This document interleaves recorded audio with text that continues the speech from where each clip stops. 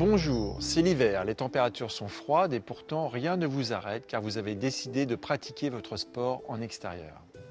Tout d'abord, sachez qu'un échauffement préalable est indispensable et doit être un peu plus long si les températures sont froides afin d'éviter tout accident musculaire. Le corps doit rester dans une température comprise entre 36 et 38 degrés pour une utilisation optimale de celui-ci. Pour cela, nous utiliserons la théorie dite des 3 couches. Cette technique doit permettre d'évacuer la transpiration du corps et maintenir une température confortable. La première couche permet d'évacuer la transpiration vers les autres couches. Elle doit posséder des propriétés hydrophobes et bien sûr thermiques. La deuxième couche contribuera à évacuer la sueur, mais aussi à garder la chaleur. Elle doit conserver ses propriétés thermiques, même humide et à l'arrêt.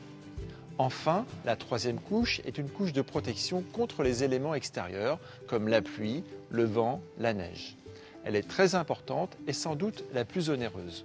Fabriquée avec des membranes techniques, elle sera souvent munie d'une capuche pour une meilleure protection. Évidemment, il ne faudra pas négliger les extrémités.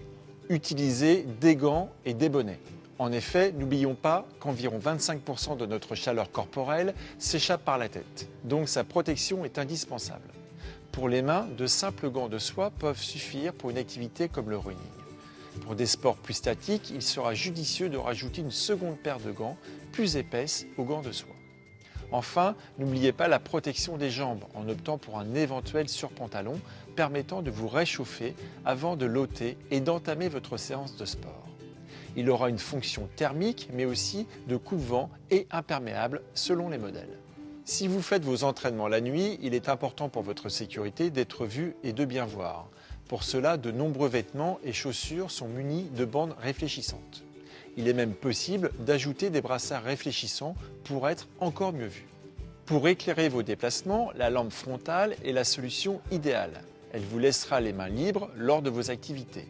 Il existe de nombreux modèles réglables en intensité et à choisir en fonction de votre activité.